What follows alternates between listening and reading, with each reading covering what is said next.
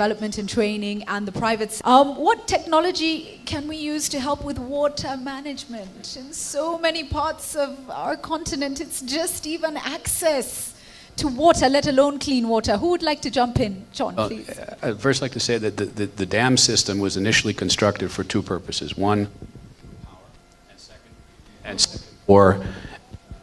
for irrigation and agriculture. So, sorry about that, John. In a way, if we want to think of ourselves in a post-petrodollar economy, water is really our new oil.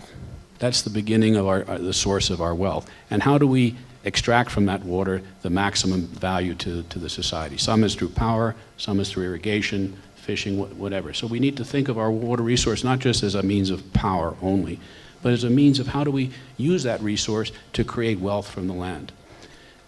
What technologies can apply to dam? Well, we can predict from today, the two flooding times of the year, what will happen in August of next year by historical data. So it's managing your flows out of the dams, the power consumption that you use in order to do that, and to manage it on behalf of all stakeholders, not just power, but everybody that's living downstream in the river basin authorities. River basin authorities are a great way of creating clusters around the main source of wealth, which is water and land. Excellent. Thank you so much for that. Anyone like to add to that? The water question? Yes, yeah, South Africa is a very dry and arid country. Only about 14% of the agricultural land mass in South Africa is regarded as arable, and therefore you can plant crops. The rest of it, about 70% almost, is used for cattle farming. So you then have these water and irrigation schemes that have been developed over the past 100 years in very strategic locations in order to promote clusters of agricultural development. But as my fellow panelist says, it's a resource that needs to be managed very carefully. And yes, the first thing to do is to, yes, have a good system of collecting the water, but in the second instance, manage the release, the flow out of the system in a demand-driven way. And we have come across a company and a technology that is currently being deployed where farmers, based on their surveys of their own farms, place an order, if you like, of the amount of water that they need, electronically so. And just enough water is released into the system to irrigate in any given day or any given week. Absolute efficiency, right? Incredible. I want to move to the next one. How might technology attract more young people to agriculture? I love this one as well. Minister, maybe I can start with you on this one. Yeah. Well, okay, it's always been a struggle trying to ask any youth to go and farm using the hoe and plow in the past. They just won't do it. So it has to be interesting and it has to be technology driven.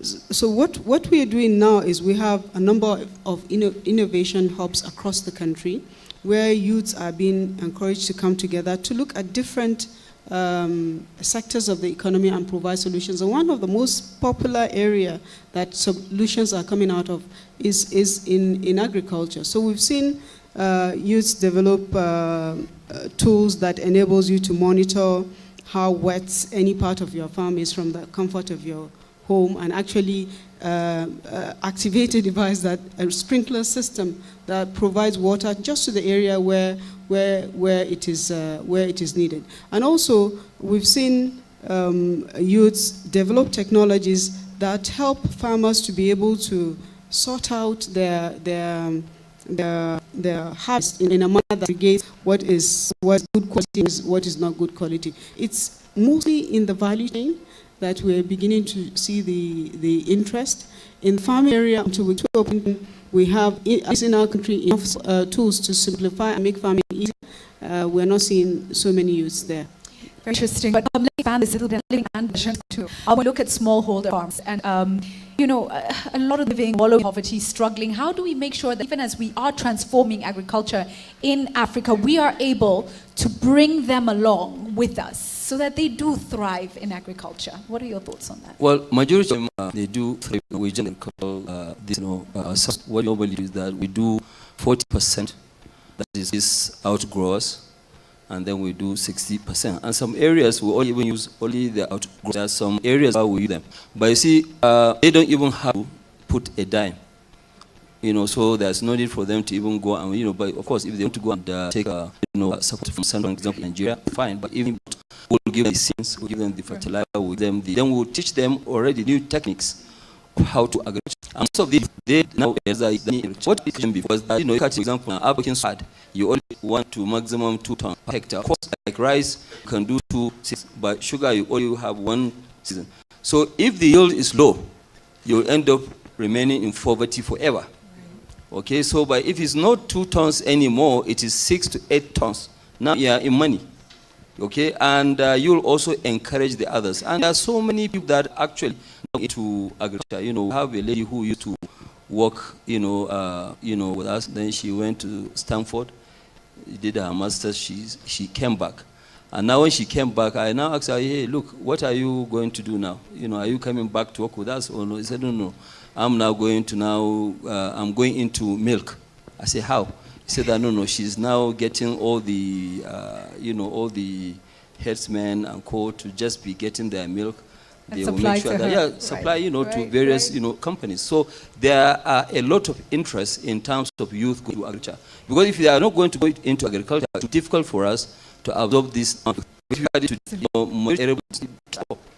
it is an culture that will find opportunity on you. Well, and I think we're trying to do, effectively create an ecosystem. We don't want to be in farming as industrialists. We want to we're enablers to get the smallholder farmer up to scale. And when we have a plantation or a factory there, we're providing electricity, schools, which didn't exist before. So then you start seeing children going to school, you start seeing electricity and sewing machine tools being made, and you start building the ecosystem around that. So every Nigerians earns their income from agriculture. So as we build the ecosystem, there are so many places along that value chain that people plug and play. Thank you so much. Come in here, William. Thank you, Julie.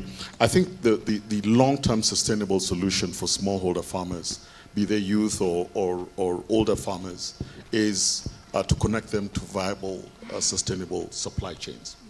And in order to do that, you have to deal with the issue of productivity and quality. And in order to do that, you have either now scheme like Don and could do, or your transformational government investing in extension. African government of extension over the past 30 years, and it has been a disaster for smallholder farmers. Can I just pause you for a minute? Just pause. Who believes that we urgently need extension up and running in Africa? Who believes we don't? Okay, so we all believe we do. Okay, that's please. right. Yes, absolutely. So I think that if we're going to be transformational, because of the 200 companies we work in, many of them come and ask us, why do we have to spend money on building capacity of farmers? It doesn't have a commercial return for us, okay? So, what we work with development agencies to help us on technical assistance to do that.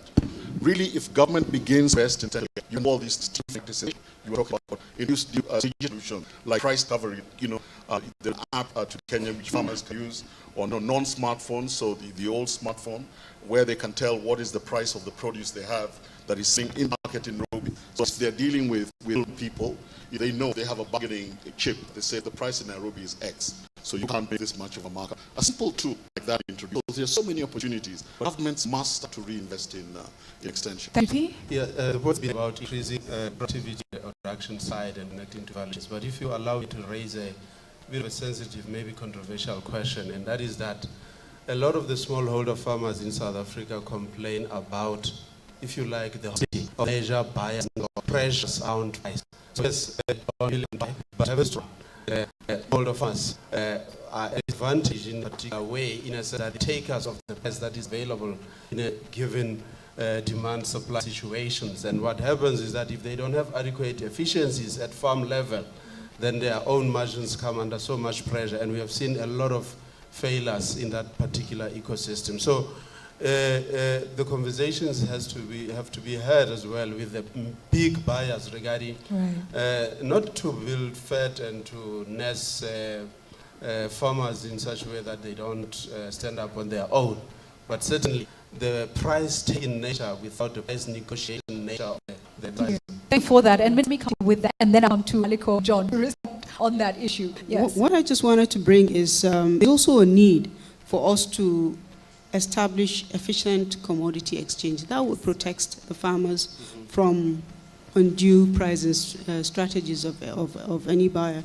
We don't have, at least in our country, we don't have a commodity exchange that is significant enough to buy up produce from farmers through agents. So your goods are just in a warehouse and all you have is, and then you have an advantage of paying on your stock and you're protected. We do need to, as government, we do need to establish and encourage private exchanges, and also even set up government ones and allow them to run. Thank you. We had a great session on commodity exchanges yesterday, right? Aliko, please. Thank you. Well, I think this, squeezing the low, the poor farm. yeah, well, squeezing Poor the farm, I think struggling farm. that has actually, in Nigeria, where we operate in terms of, this, it's been mitigated because, number one, they always meet between the farmers, the millers, and the price. That's number one. The way that we do things, yes, we're just trying to help and assist, apart from making money, because you can also make money with a human face. And what we try to do is that if my price is right, if my comes to you, his price is better, somebody come back and pay me my money. So that's what we have. So whatever that we give them is actually valued. Yeah. You know that, yes, you owe me, that is not right. Go and say to next time. Only two we don't want to. And I would echo that. The idea is to engender your farm. They're making money, so producing more, so your raw material comes at a cost. Right now, what happens? Farmer sells it to the middleman. The middleman keeps it in his warehouse, and he sells it to you 6 months later. So is that doesn't? We as industrialists want the farmer to be wealthy and producing more, and doing it ever by technology reducing his cost. So it's winning for him and winning. If the farmer doesn't win, we won't have the products. So we also have our own farms that we can measure how things are done. So we know if we don't make money on our farms, we know that that's the minimum that you can do. So I agree 100% with Aliko. If we don't make the farmer succeed, we will not succeed. You can make money with a human face. This is another interesting one. Then I think I will open it to the floor. What new types of education technology might help educate farmers? And I think this is a big one. This is a big one. There's a lot of training, skills building, from business skills and awareness to actual, practice in agriculture that needs to be done, right? So what are our thoughts on how we can use technology to help educate farmers? Who wants to jump in? William? Okay. Yeah, look, I think when it comes to education, there are a number of parameters. I mean, first of all, there is a big challenge in Africa in just getting what our research institutions in universities and other special institutions are get the right level. So on crop production, on productivity, smart climate agriculture, but none of that is getting smallholder farmer. Okay, so we're better. And I have to point about extension. Just missing. There is no new technology introduced in a transformational way. You can do it throughout grower schemes in a small way. But on a transitional, without that large investment, it's somebody going out and being at the farm. So that's an important piece of it. Let me bring it to you, Minister, on this one, because we just failed to, strategic so a lot of the work in the beginning of an office is the coming and the knowledge should be coming, should federalities. How to do on that? We to do more. In fact, most institutions are planning courses without, first of all, taking assessment of what is the need in the market. And in respect of extension workers, what we've done is we've employed 500,000 youths as graduates unemployed. We train them to be teachers and so them to be agricultural extension workers. Right. So this of agricultural extension workers are the ones that we can actually train on new technology so that they can go out in the field and train farmers. They're right now working with we take from being interns to really getting out there, and how we incorporate that into the ecosystem along with private development and institutions. We have very sound technology, and cassava, we've developed something that is almost a 40-ton per hectare yield. For you, I think you should have explained the joint venture that we have, with this. We have a joint venture together with IITA in Go Seed, which is really advancing technology in seed in 4 to 5 seed value chains. And this is a public-private partnership to really develop the seed in the interest of helping farmer produce more. Help them to thrive. Yes. To thrive. Judy, do I have permission to take a few questions, Thor? We're going to do that right now. What we'd like you to do now is actually come up, meet the people around you, and come up with really tough questions for its very astute panelists. We're going to give you, and what I would love is if you'd stand up and turn around and meet people around you. You have about 15 minutes to talk to neighbors, come up with a joint question. Make the smartest, most relevant question that you can come up with, and then we'll get some questions from the floor. So please stand up, get some energy, meet your neighbors quickly, and come up with some tough questions. The water system is very interesting for us.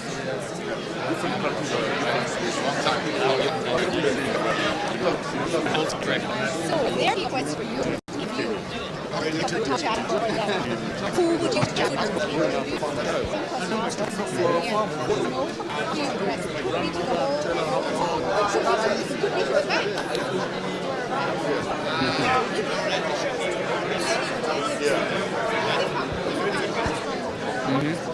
Okay, thank you. Hello, Ron. Very nice. Thank you. Is it okay? Yes. Thanks.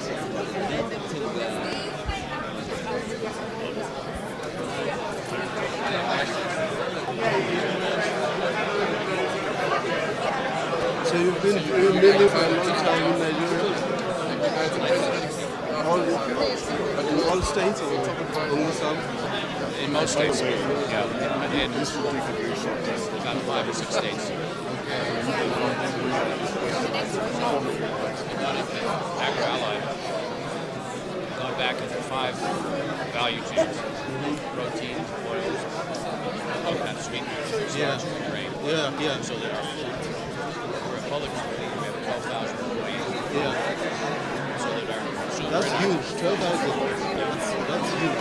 our industrials have an agri-allied base as far back as we can go. So in protein, for example, we have a feed mill, and then we've got a soybean extraction, and then margarine plant. So we take soybean, we take palm oil. And your market exclusively Nigeria, the population is huge. 185 million people, it's growing 3 million people a year.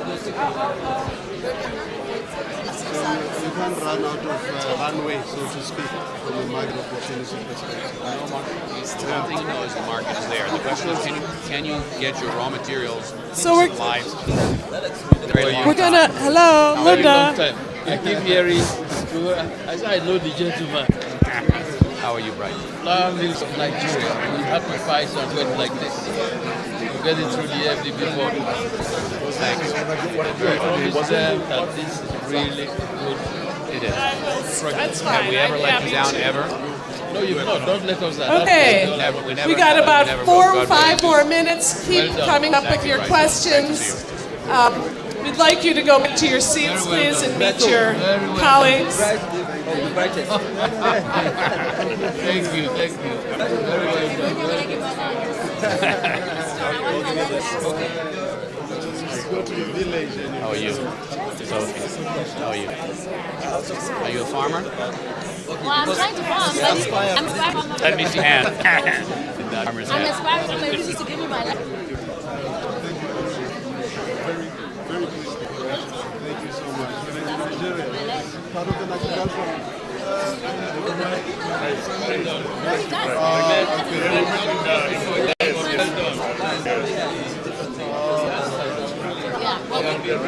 Yeah, it's true. But we've got two issues. Very well. Nice to see you. It's a big pleasure to meet you. Are you related to the family or to the? You're good? Tired? We're neighbors in Ikoyi, I think. Yeah. We've got honors to take questions. Order in the room. Everybody please take your seats. Our time for discussion is up and I'm coming to you now. If I could ask all the participants, their seats. Thank you. Should mark questions. We have some challenges from the panel floor as well. But let's start with the questions. I see a young man right at the back. Thank you. Go ahead, introduce yourself first. Thank you. Hello, my name is Moses Aqua, representing Young Innovators.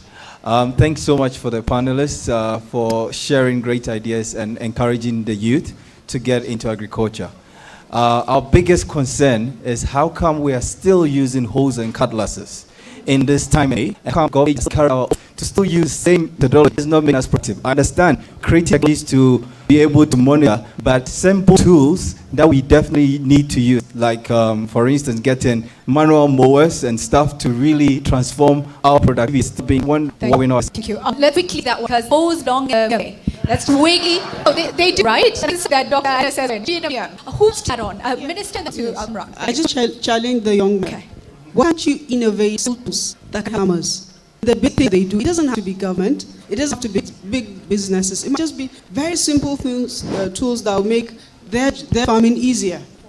And if you look at what happens in China, that's what they do, is very basic things that farmers did themselves, and the youth should be the ones to do this. So you've thrown the challenge back, and the truth is government doesn't innovate. Aliko, please come in. Well, I think for things like about Nigeria, we have two companies that don't do a thing but to actually, rent out tractors, horse, and whatever, and that's the company about thousands, which will go between now and May or June next year. There's a lot of new tech, high-tech stuff to be used. People are still not using the, John? And just add to that, the tractors are 65 horsepower tractors. They're typically designed for a small-scale holder, and they are distributed through distributors, and they're purchased by small enterprises. So it's a very, very good design system in order to get technology out there in private hands that are going to service the small-scale farmer, and it's a very good model for emulating getting technology. Clearly a lot happening in Nigeria. It's not necessarily happening everywhere else. I'll come to this gentleman, then I'm looking for a lady. Unfortunately, okay. I'm not a lady, but okay. So my name is Solomon Adegbiye Kweno. Until recently, I was with the IFC, and Aliko Dangote is one of my key clients.